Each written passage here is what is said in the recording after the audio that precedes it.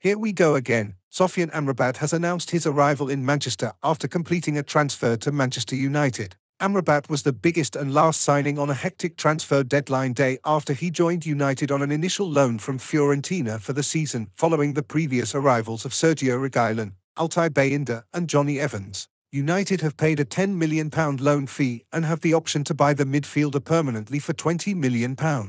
Erik ten Hag has been keen to add an additional defensive midfielder to his squad all summer, and Amrabat has been at the top of his wish list. The pair worked together during the manager's time at Utrecht.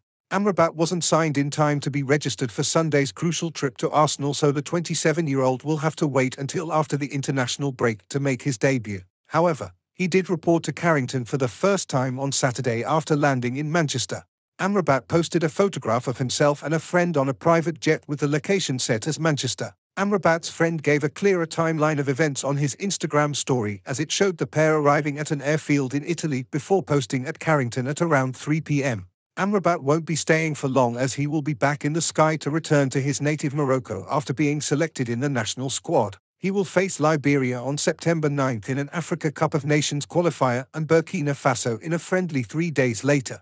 Amrabat also took to Instagram on Friday to say goodbye to Fiorentina. He wrote, "After 3 years at this beautiful club, it's time to take on a new challenge. When I arrived in 2020, I couldn't have imagined all the adventures we'd experience together. Our run in the Conference League and Coppa Italia last year and the many special nights at Stadio Artemio Franchi will live with me forever.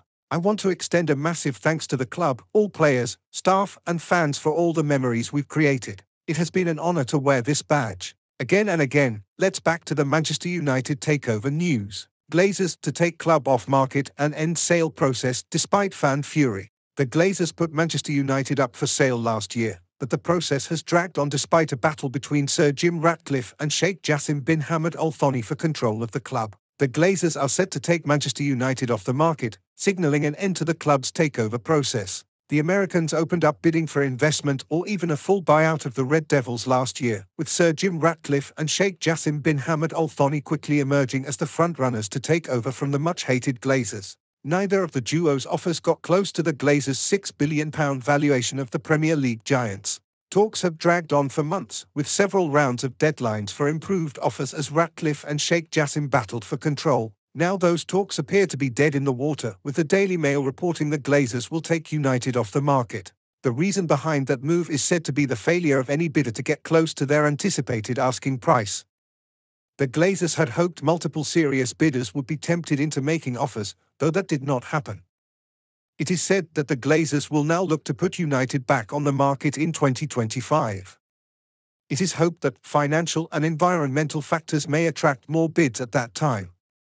The Glazers hope they will be able to sell the Red Devils for an even higher price thanks to an uplift in TV revenue, the expansion of the Club World Cup and the 2026 World Cup. That World Cup is likely to heighten the interest of American billionaires in football, given the tournament will be held in North America. As a result, the Glazers are said to believe they will be able to set an asking price of between £7 billion and £10 billion. While supporters have grown increasingly frustrated and held a sit-in protest last week, the Glazers will ignore them. Instead, they have backed manager Erik ten Hag and hope he can deliver trophies that will boost the club's valuation. Once you lose the fans, especially at a club like Manchester United, it's hard to get them back. Obviously, they have achieved a lot, and financially, the fact we're even talking about the numbers of what Manchester United will sell for shows the success they've had, he told The Athletic. But there needs to be change. We've all seen that, we all know that. It hasn't been the greatest of times for Manchester United, on the field or off the field.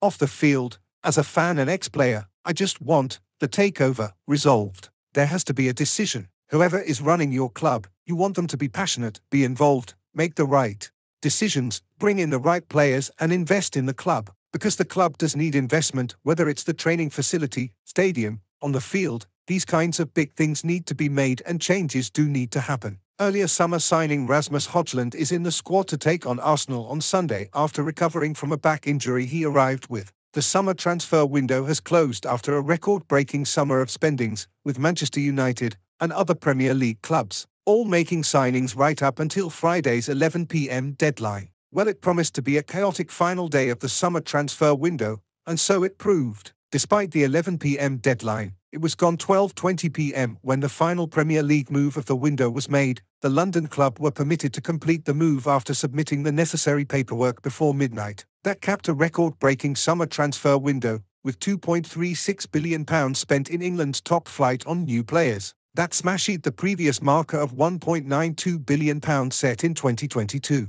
Manchester United were busy right up until the 11th hour, signing Altay Bayındır, Johnny Evans, Sergio Reguilón and Fiorentina midfielder Sofian Amrabat. Mason Greenwood also sealed a move, a last-minute loan to Spanish side Getafe. We have all the news and reaction from deadline day, with a number of new signings set to be in action on Saturday. Meanwhile, Manchester United have released a statement over Mason Greenwood's loan move to Getafe. Mason Greenwood has signed for La Liga side Getafe on a season-long loan, subject to international clearance, it read. The move enables Greenwood to begin to rebuild his career away from Manchester United. The club will continue to offer its support to Mason and his family during this period of transition. Again and again, it's confirmed that Manchester United put the finishing touches to their squad on Friday as Erik ten Hag made some last-minute adjustments at Old Trafford. Altay Bayındır's £4.3 million move from Fenerbahce was finally confirmed, while both Sergio Reguilón and Sofian Amrabat joined on loan. United also boosted their defensive ranks as Johnny Evans signed a one-year deal. United had been keen on another midfielder all summer, finally agreeing a deal for Amrabat after thrashing out the terms of a loan fee. Ten Hag had been working under strict financial constraints and needed to offload some fringe players in order to raise funds. Those who have left brought in decent money, although the Dutchman may have wanted to see a few more leave. Elsewhere in the Premier League, those competing for the title and top four spent vast sums of money as they aimed to catch Manchester City. The £100 million barrier was smashed by Arsenal and Chelsea, while Liverpool, Tottenham and Newcastle United all invested heavily. A goalkeeper, a midfielder and a striker was Erik ten Hag's priorities heading into the summer window, but injuries early on in the season mean United are in need of further reinforcements. Amrabat said, "It is a huge honour to become a Manchester United player. I've had to be patient for this moment, but I'm someone who always listens to my heart and now I am representing the club of my dreams. There are some transfers we announced but goes wrong like Marc Cucurella, Marcos Alonso and Rico Henry but had all been linked with a move, before Tottenham's Sergio Reguilón emerged as the preferred option, completing a medical for a deal which is announced yesterday. That's it, on the summer transfer window of 2023 has closed related to Manchester United. A goalkeeper, a midfielder and a striker were Erik ten Hag's priorities heading into the summer window, and that's all from our coverage. Let's back to the Manchester United takeover news. The Glazers put United up for sale last November and are yet to name a preferred bidder. Qatari banker Sheikh Jassim bin Hamad Al Thani is the favourite to purchase the Premier League club, but Ineos chief Sir Jim Ratcliffe is still in the takeover race.